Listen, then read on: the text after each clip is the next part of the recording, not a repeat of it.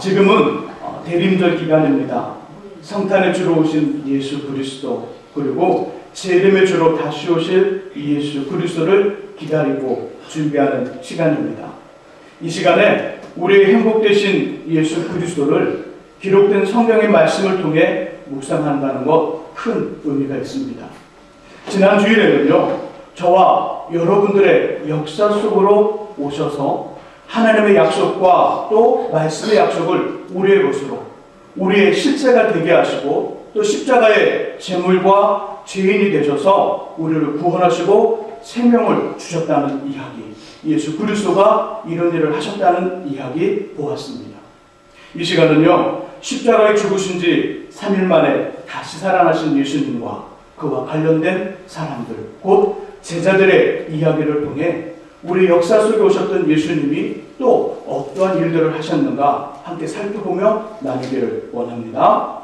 예수님과 그의 제자들은요, 3년 6개월 동안 함께 살아갑니다. 복음을 전하고 기적을 행하며 동고동락을 했습니다. 하지만 주님이 십자가에 죽으시기에 군병들에게 잡히시던 밤에 다 도망을 칩니다. 한 명은 이미 자신을 버리고 갔고요, 여러 명은 각기 새 길로 가게 됩니다. 어떤 제자들은 자신의 고향으로, 또 어떤 제자들은 주님으로부터 부름받기 전에 가졌던 일터로 가게 됩니다. 그런데 놀랍게도 그곳에 그들의 일터와 그들이 도망쳤던 그 자리에 예수님이 찾아가십니다. 저와 여러분들이 읽으신 본문이 바로 이 이야기를 담고 있습니다. 이 이야기를 통해서 하나님께서는 우리를 향하신 자신의 마음, 자신의 마음이 어떠한가, 그리고 하나님을 향한 저와 여러분들의 마음은 어떠해야 되는가 전하여 주고 계십니다. 우리를 향하신 주님의 마음, 주님을 향한 우리의 마음을 본문을 통하여 함께 보고 들으며 공감할 수 있기를 주님의 이름으로 축원합니다. 먼저 주님은요, 이렇게 말씀합니다. 먼저 본문은 주님을 향한 우리의 마음, 예수님을 향한 우리의 사랑, 안타깝게도 변질될 수 있음을 이야기합니다.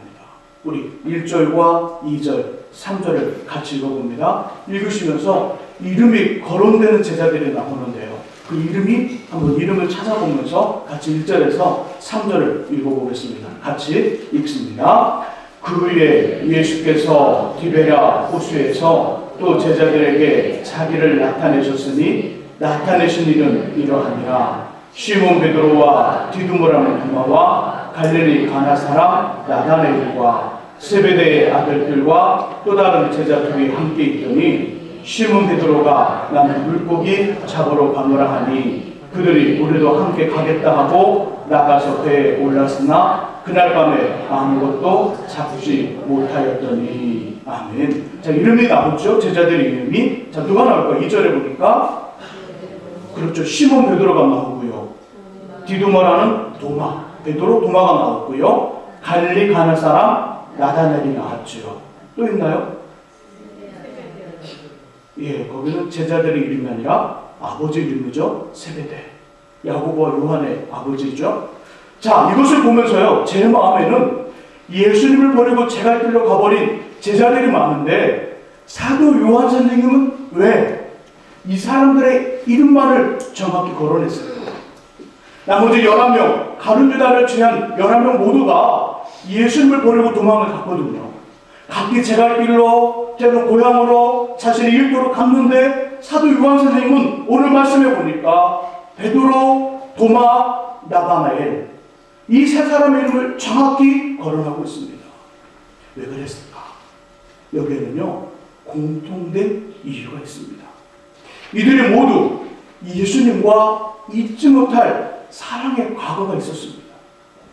사랑의 과거가 있었고요, 베드로와 도마의 과거는요, 매우 특별합니다. 베드로와 도마의 과거는 나머지 9명의 제자들과는 전혀 다른 사랑의 과거가 그 속에 있었습니다. 먼저 도마는 어떤 사랑의 과거가 있었을까요? 요한복음 20장 24절과 25절의 말씀 속에 보면 부활하신 예수님이 제자들의 있는 곳에 찾아오셨습니다. 찾아오셔서 이런 말 저런 말을 하며 서로 은혜의 시간을 가졌는데 그 자리에 마침 도마가 없었습니다. 후에 온 도마에게 그 말을 하죠. 도마가 말을 하죠. 나는 부활하신 주님을 직접 보지 못했기 때문에 믿을 수 없다. 만일 내 손으로 예수님의 손에 그 못자국과 그 목과 그 옆구리에 내 손을 넣어본다면, 그 못자국을 본다면 믿을 거다. 이 말을 하게 됩니다. 부활하신 주님, 영이신 주님, 이제 시공간의 제약을 받지 않으시는 예수님이 이 말을 들으시고요, 6일이 지난 후 도마만을 위해서, 누구를 위해서요? 도마만을 위해서, 도마만을 위해서 제자들이 몰려있는 그 자리에 또다시 오십니다. 또다시 오셔서 자신의 손과 옆구리에 도마의 손을 직접 넣어보라고 합니다.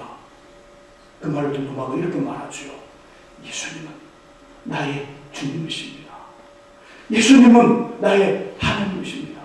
이 고백을 합니다.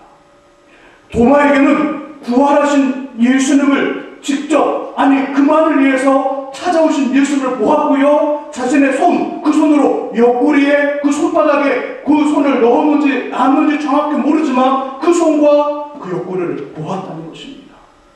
이 사랑의 과거가 도마에게 있습니다. 예수님을 향한 베드로의 각오는 더 화려하지요. 밤이 새도록 물고기 한 마리도 잡지 못했으나 예수님의 말씀에 순종하여 그물을 내림으로 많은 물고기를 잡았던 주님과의 처음 만남 자체가 기적이었습니다. 베드로는 기적을 통하여 예수님을 만났습니다. 자신 혼자 무리를 걷기도 했고요, 주는 그리스도시요 살아계신 하나님의 아들이라는 고백으로 칭찬을 받습니다. 그 칭찬 다음 바로 사단아 너희들은 물러가라. 너는 하나님이라 생각하지 않고 도리어 사람이라 생각한다. 이 책망을 받기도 했습니다. 너는 나를 세 번이나 부인할 것이며 그때 닭이 울 것이라는 주님의 예언에 자신은 절대로 그렇게 하지 않을 것이라고 당담했지만 동일한 일이 생기자 밖으로 나가 심히 통곡하며 울었던 베드로. 주님의 시신이 없었다는 말에 정신없이 무덤까지 달려가고요, 요한복음 20장 19절 이하에서 부활하신 예수님을 두 번씩이나 만나게 됩니다. 이미 부활하신 예수님을 두 번이나 만났다는 겁니다. 그런데 아주 주님과 특별한 각오가 있는 이 사람들이요, 주님을 버리고 물고기를 잡으러 갑니다. 한마디로 이들은 예수님과의 사랑에서 실패한 것입니다. 한마디로 이들은 주님과의 사랑에서 실패하고 또 배신한 사람들이라는 거죠. 이처럼 사도 요한 선생님이 예수님과의 사랑에서 실패한 사람들, 배신한 사람들, 그것도 주님과 아주 특별한 사랑에 과거가 있는 사람들의 실패 이야기를 통하여 우리에게 전해주고 싶은 교훈은 이것이지요. 주님과 아주 특별한 사랑의 과거를 가지고 있다 할지라도 지금 그리고 앞으로 예수님과의 사랑에 대해 장담할 수 없다는 것입니다. 장담할 수 없음을 이야기합니다. 디두마라는 도마가 예수님의 손과 옆구리에 자신의 손가락을 직접 넣었는지 안 넣었는지 성경은 정확하게 말씀하고 있지 않지만 그가 가지고 있는 주님과의 사랑의 과거 때문에 지금 그리고 앞으로 예수님과의 사랑을 장담할 수 없다는 것입니다. 처음 만남 자체가 기적이었고요, 무리를 걸었던 베드로 칭찬과 책망을 동시에 받으며 예수님의 예언이 자신에게 그대로 이루어지고 그것으로 인해 심하게 통곡하며 울었던 과거, 부활하신 예수님을 두 번씩이나 만났던 과거 경험, 그 경험이 베드로에게 있다 할지라도 지금 그리고 앞으로 예수님과의 사랑에 대해 변질될 수 있음을 말하고 있습니다. 우리의 과거에 주님과의 너무너무 기가 막힌 그 사랑의 경험, 은혜의 경험, 하나님을 체험했던 경험, 그것이 있어도요, 지금 그리고 앞으로의 하나님과의 사랑, 예수님과의 사랑 장담할 수 없음을 오늘 본문이 이야기하고 있습니다. 그렇다면 주님을 향한 저 여러분의 사랑은 어떠하겠습니까? 변질되어야 하나요? 변질되지 말아야 되나요? 변질되어서는 절대로 안 됩니다. 그런데 변질되지 않을 것이라고 쉽게 말할 수 없다는 것이지요. 저는 장담할 수 없을 것 같습니다.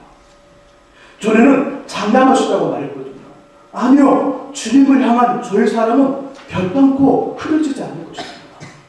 절대로 변화되거나 변질되지 않을 것입니다.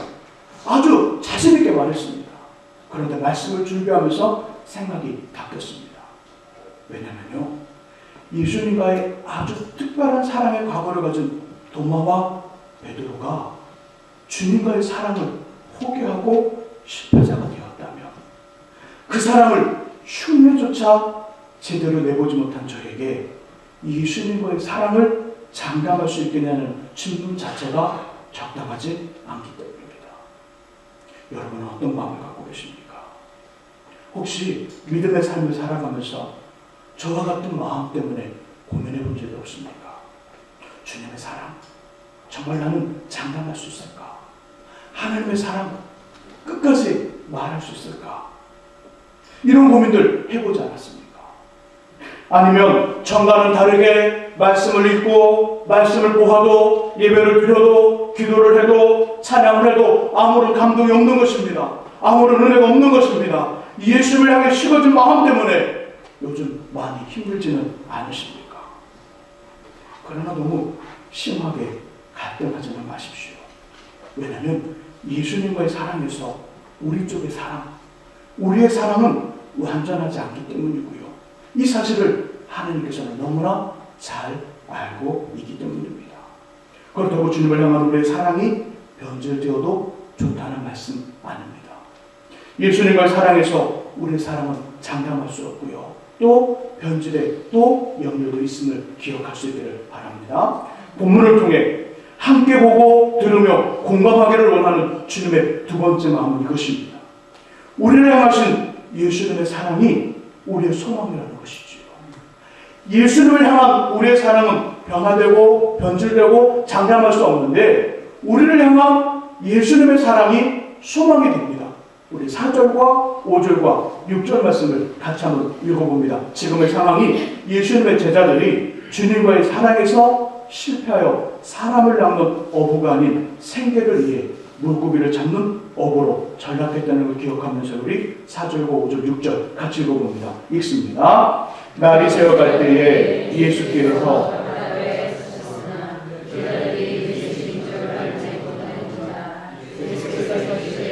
얘들아, 너희에게 고기가 있느냐? 대답하되 없나이다. 이르시되 그물을 배 오른편에 던지라. 그리하면 잡으리라 하시니, 이에 던졌더니 물고기가 많아 그물을 들 수 없더라. 아멘.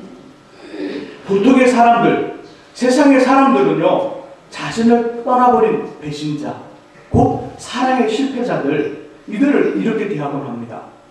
실패한 사람들이, 배신한 사람들이 스스로 반성하거나 자신과 함께 있었던 사람, 곧 자신이죠. 맞죠? 내가 이 세상에 누구보다 좋았고 잘 대해줬다는 것을 스스로 깨닫고 뉘우칠 때까지 기다리거나 아예 그 사람의 존재를 잊어버립니다. 그런데 주님은요, 제자들을, 배신하고 실패한 제자들을 먼저 찾아가십니다. 기다린 것이 아니라 먼저 찾아갔습니다. 제자들이 깨닫고 돌이키고 주님을 찾을 때까지 멈칫멈칫 머무른 것이 아니라 그냥 주님이 찾아갔습니다. 제자들의 아무런 반응과 아무런 행동이 없었는데도 주님을 찾아갔다는 것이죠. 여기서 우린 예수님의 사랑을 깨닫게 됩니다. 실패자들을, 배신자들을 먼저 찾아가셨던 예수님의 사랑은요, 주를 향해 잃어버렸던 저와 여러분들의 사랑을 회복시켜 주십니다. 우리의 사랑, 주님을 향한 우리의 사랑은 예수님의 사랑이 우리 안에, 그 사랑으로 인하여 주님을 향한 사랑이 다시금 회복되어진다는 것이죠. 방금 전 4절과 6절 말씀 읽으면서 연상되는 성경의 장면이 없었나요? 전 이 부분을 읽으면서 어떤 부분이 연상이 되었냐면, 누가복음 5장에 기록된 예수님과 시몬 베드로가 처음 만나는 장면이 기억났습니다. 근데 공교롭게도요, 그때의 상황과 오늘 본문의 상황이 너무나 일치합니다. 자, 뭐지요? 자, 본문의 시간이 언제일까요? 본문의 시간. 4절에 이렇게 말씀하죠. 날이 새어갈 때에. 날이 새어갈 때에. 그러니까 밤이 지나 이제는 새벽에 가까우는 날이 새어갈 때에 이 말을 하고 있습니다. 그럼 누가복음 5장에 주님과 베드로가 만났던 그 장면의 시간을 보면요. 누가복음 5장 5절의 말씀 속에 보면 이런 말씀이 있습니다. 밤이 새도록. 그러니까 날이 새어갈 때에 밤이 새도록 시간이 같나요? 틀리나요? 같습니다. 같아요. 본문의 장소는요. 1절의 말씀 속에 보니까 디베라 호수라고 말하고 있습니다. 누가복음 5장의 장소 또한 게네사렛 호수가 호수 같습니다. 두 본문 모두 예수님과 시몬 베드로가 주인공이 되어 시몬이 물고기를 잡고자 했으나 아무것도 잡지 못하여 이것도 동일합니다. 물고기를 잡지 못했습니다. 이 상황에서 예수님의 말씀을 따라 그물을 던짐으로 많은 물고기를 잡게 됩니다. 두 본문이 영원하다는 것이지요. 주님을 처음 만나 예수님과의 사랑을 시작했던 이야기, 예수님의 사랑이 시작했던 이야기, 예수님의 사랑이 처음 시작됐던 그 상황, 그 사랑을 실패에 도망쳤으나 다시 찾아오신 예수님의 이야기가 너무나 같습니다. 처음 주님을 만나 사랑을 시작했던 그 상황의 그 이야기와 이제는 주님을 향한 사랑이 실패하고 배신하여 도망쳤으나 주님이 찾아와 그 사랑을 회복하는 그 시간의 그 모습이 지금 같다는 것입니다. 이것이 주는 의미는 이것이지요. 우리를 향하신 예수님의 사랑은 주를 향해 실패한 우리의 사랑을 회복한다는 것입니다. 회복하시되 삶의 현장, 실패의 장소, 예수님의 사랑이 시작된 곳, 그 사랑이 무너진 곳으로 찾아오셔서 주님의 사랑을 기억하게 하시고요. 결국 그 사랑을 회복하여 주신다는 것입니다. 우리의 사랑 쉽고 변할 수 있습니다. 주님의 사랑, 주님을 향한 사랑 장담할 수 없습니다.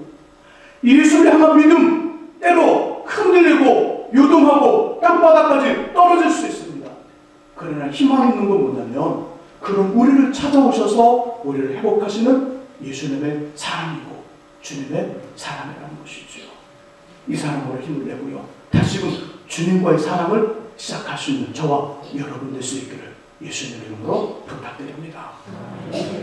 실패자들을 먼저 찾아가셨던 예수님의 사랑은요. 두 번째 모습 말씀합니다. 첫 번째가 우리의 사랑을 회복했다면 두 번째 모습은요. 주를 향해 회복되었던 저와 여러분들의 사랑을 유지시키고 지켜주신다는 것입니다. 주를 향한 사랑을 회복시켜 주셨습니다. 이제는 그 사랑을 유지하고 지킨다는 거죠. 우리 9절과 10절의 말씀을 같이 한번 읽어봅니다. 요한복음 21장 9절과 10절 말씀 같이 한번 읽어봅니다. 읽습니다. 육지에 올라오니 숯불이 있는데 그의 생선이 놓였고 떡도 있더라. 예수께서 이르시되 지금 잡은 생선을 좀 가져오라 하시니. 자, 12절 13절 읽어봅니다. 12절 13절 읽습니다. 예수께서 이르시되 와서 조반을 먹으라 하시니 제자들이 주님이신 줄 아는 거로 당신이 누구냐 감히 믿는 자가 없더라. 예수께서 가셔서 떡을 가져다가 그들에게 주시고 생선도 그와 같이 하시니라. 아멘. 이 장면을요 조금 다른 모습으로 보면요, 예수님은 신랑으로, 실패한 제자들은 신부로 비유하여 부부의 이야기로 만든다면 어떤 경우일까요? 9절과 10절 그리고 12절과 13절을 부부의 이야기로 만든다면 어떤 장면의 그림일까요? 어려운가요? 객관식으로 해보겠습니다. 객관식으로. 자, 1번. 심하게 싸운 부부가 있는데 아직 부인은 화가 덜 풀려 방에 누워있고요. 마음 약한 남편이 식사를 준비하는 모습이다. 2번. 평상시 바쁘던 남편이 시간에 여유가 나서 처음으로 상을 차리는 모습이다. 3번. 부인의 등살에 떠밀려 억지로 밥을 준비하는 남편의 모습이다. 4번. 싸웠던지 아니면 오해가 있었던지 잘 알지 못하지만 화해한 부부가 서로를 위해 음식을 준비하는 모습이다. 몇 번일까요? 그렇죠. 문제를 낸 제가 바보죠. 답은 4번입니다.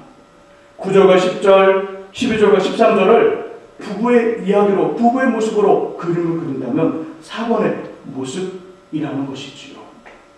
화해한 부부가 서로를 위해 음식을 준비하는 다정다감한 모습이 9절과 10절, 12절과 13절의 모습입니다. 자신과의 사랑에서 실패한 제자들을 찾아와 음식을 준비합니다. 누가요? 주님. 제자들을 위해 음식을 준비하고요. 그리고 이 제자들의 음식을 준비한 이 모습 속에서 주님은 말씀하는 겁니다. 내가 이미 너희의 실패와 배신을 용서했다. 그리고 그 사랑을 회복했다는 의미가 담겨져 있습니다. 그리고 15절에서 함께 아침 식사 조반을 합니다. 사랑을 회복한 부부가 평온한 가운데 함께 살아가는 모습을 상징적으로 표현하면서요, 예수님의 사랑이 주를 향한 우리의 사랑을 지키시고 유지한다는 그 말씀을 하고 있는 것입니다. 우리를 향한, 또 우리를 향하신 주님의 사랑으로 예수님이 다시 오시는 그날까지, 우리 생명이 다하는 날까지 주를 향한 저 여러분들의 사랑이 잘 유지되어지고 지켜지기를 주님의 이름으로 축복합니다. 예수님의 사랑, 첫 번째 이것이었습니다. 우리의 변질될 수 있고 장담할 수 없는 주님을 향한 사랑을 회복시키시냐. 두 번째는 그 사랑을 유지하고 지키신다. 세 번째는 이것입니다. 그 사랑을 완성시켜 주십니다. 예수님을 향한, 주님을 향한 사랑을, 그 예수님의 사랑이 완성시키시고 꽃을 피워 열매를 맺게 하신다는 거죠. 우리 조금 기지만 15절, 16절, 17절을 같이 한번 읽어봅니다. 본문 15절과 16절, 17절 같이 읽습니다. 그들이 조각 먹은 후에 예수께서 시몬 베드로에게 이르시되 요한의 아들 시몬아, 내가 이 사람들보다 나를 더 사랑하느냐 하시니 이르되 주님 그러하나이다. 내가 주님을 사랑하는 줄 주님께서 아시나이다. 이르시되 내 어린 양을 먹이라 하시고, 또 두 번째 이르시되 요한의 아들 시몬아, 내가 나를 사랑하느냐 하시니 이르되 주님 그러하나이다. 내가 주님을 사랑하는 줄 주님께서 아시나이다. 이르시되 내 양을 치라 하시고, 세 번째 이르시되 요한의 아들 시몬아, 내가 나를 사랑하느냐 하시니 주께서 세 번째 내가 나를 사랑하느냐 하심으로 베드로가 근심하여 이르되 주님 모든 것을 아시오매 내가 주님을 사랑하는 줄을 주님께서 아시나이다. 예수께서 이르시되 내 양을 먹이라. 아멘. 예수님과의 사랑에서 철저하게 실패했던 베드로, 예수님은 그를 찾아오셔서 주를 향한 사랑을 회복시켜 주시고요, 그 사랑을 지키시고 유지합니다. 그리고 사명. 내 어린 양을 먹이라. 하나님의 양들을 돌보고 지키는 목양, 목회의 사명을 통하여 베드로 선생님, 베드로 사도의 사랑, 누구를 향한 사랑이요? 예수님을 향한 사랑을 완성시켜 주십니다. 성경 속의 모든 사람들, 그리고 주님을 사랑했던 하나님의 사람들, 그리고 오늘 본문에 누구보다 주님을 더 많이 사랑했던 베드로, 곧 예수님을 향한 이들의 사랑은 자신들에게 주어진 사명, 그 사명을 감당하며 완성되어집니다. 그 사랑은요, 단순하게 사랑합니다로 끝나는 것이 아닙니다. 예수님을 향한 사랑은요, 사랑합니다로 시작하여서 그 사랑이 회복되어지고 유지되고 지켜지다가 결국 우리에게 주어진 사명을 통하여 그 사랑은 완성되어지는 것입니다. 그렇다면 예수님과의 사랑이 완성되어질 저와 여러분들의 사명은 무엇입니까? 우리에게 주어진 사명 무엇입니까? 하나님 우리에게 주신 사명이 무엇입니까? 그 사명의 자리는 어디이십니까? 우리 모두에게는 사명의 자리가 있습니다. 사명의 자리.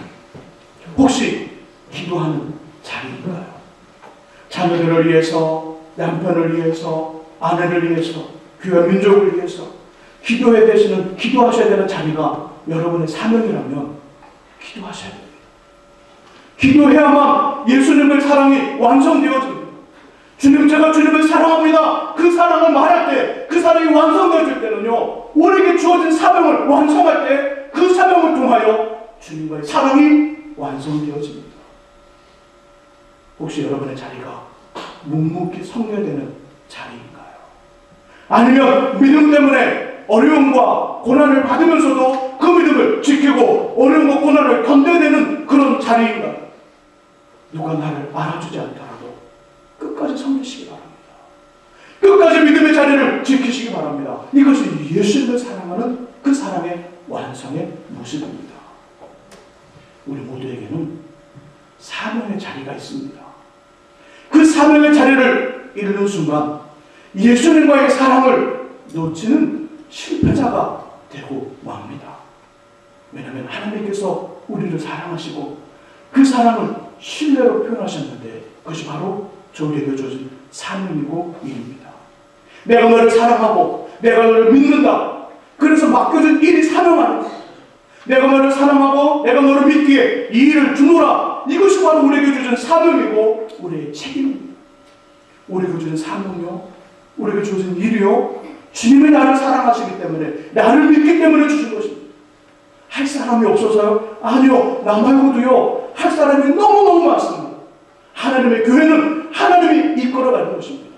내가 없더라도 하나님은 하나님의 교회를 얼마든지 더 멋지게 만들 수 있습니다. 예수님의 어머니 마리아의 모습을 보십시오. 성경 어디에도요, 구약 어디에도 아기 예수님이 천의 목을 통해 태어날 것이라는 예언을 했지만 그 여인이 마리아라는 이름 전혀 없습니다. 가브리엘 천사가 마리아를 찾아가 하나님 너를 통해 이 일을 하고자 원하신다. 그 말을 들었을 때 마리아가 저는 싫습니다. 그렇게 말했다면 가브리엘 천사는요 마리아를 강압적으로 무섭게 협박해서 그 일을 하게 하지 않았을 것입니다.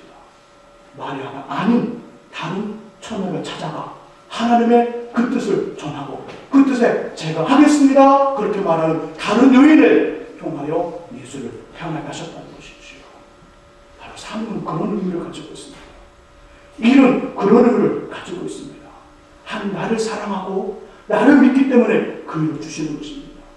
그 일을 너무너무 내가 잘할 수 있게 지금 그곳에 나를 마치 모처럼 박아놓고 있게 하시는 것입니다. 우리에게 주신 사명을 온전히 우리 이루기에 땀을 흘릴 때 우리 또한 결과와 직분에 상관없이 하나님을 사랑하는 모습이 됩니다. 그러기에 사명의 근간은 사랑입니다. 나에게 사명이 있습니까? 하나님 나를 사랑하시는 증거입니다. 나에게 사명에 불타는 마음이 있습니까? 하나님을 사랑하는 나의 모습입니다. 사명의 실천 또한 사랑이고요. 그 결과는 사랑으로 확인되어집니다. 사랑 없는 사명은 있을 수 없고요. 사명 없는 사랑은 싸구려 사랑일 뿐입니다. 우리를 향하신 예수님의 사랑으로 저와 여러분들에게 주신 사명을 온전히 감당하심으로 주님을 향한 사랑의 성공자들이 되시기를 주님의 이름으로 축원합니다. 이제 말씀을 정리합니다. 스포츠 스타나 연예인들을 쫓아다니는 팬에도요 종류가 있다고 합니다. 종류가. 거리도 다가와 선물을 전한다면 열렬 팬이 됩니다. 열렬 팬. 사생팬은요 스타의 모든 것이 궁금하고 스타의 사적인 생활까지 알려고 하는 팬을 사생팬이라고 말하고요. 생업과 인생 전부 모든 것을 포기하고 스타만을 쫓아다닌다면 뭐라고 할까요? 스로 시작해서 커로 끝납니다. 스토커. 그건 팬이 아니라 스토커라고 말해요. 스토커. 우리의 영원한 스타가 되시는 예수를 향한 저와 여러분들은 어떤 팬이십니까? 열렬 팬, 또 사생 팬, 아니면 스토커입니까? 예수는 우리에게 어떤 팬이 되기를 원하실까요? 오늘 우리는 예수님과의 아주 특별한 사랑의 과거를 가지고 있는 두 사람을 만났습니다. 하지만 이들도 그 사랑을 끝까지 지키지 못하고요. 주님을 만나기 전에 생업으로 돌아가므로 주님과의 사랑에서 실패자, 배신자가 되고 말았습니다. 하지만 우리를 향하신 예수님의 사랑은 실패자, 배신자들을 먼저 찾아가셔서 그 사랑을 회복하시고 지키시며 완성시켜 주셨습니다. 그러기 예수님의 사랑이 우리의 소망과 능력이 되는 것입니다. 저는 저 영원한 스타가 되신 예수님에게 이런 팬이 되고 싶습니다. 스타에게 나의 사랑을 먼저 주는 것이 아니라 스타의 사랑이 먼저 필요한 팬 말입니다. 스타가 있습니다. 스타는 전혀 나를 알지 못합니다. 나는 그 스타에게 나의 사랑을 줍니다. 이런 팬 말고요. 스타의 사랑이 먼저 필요한 팬. 스타가 나를 알아주는 것이 아니라 스타가 나를 사랑합니다. 나를 사랑하여 그 스타의 사랑으로 그 스타를 사랑하고 그 스타를 끝까지 쫓아갑니다. 그런 팬이 되고 싶습니다. 예수님의 사랑을 사모합니다. 그 사랑을 원합니다. 그 사랑으로 충만해지기를 항상 기도합니다. 그리고 저의 영원한 스타가 되신 예수님을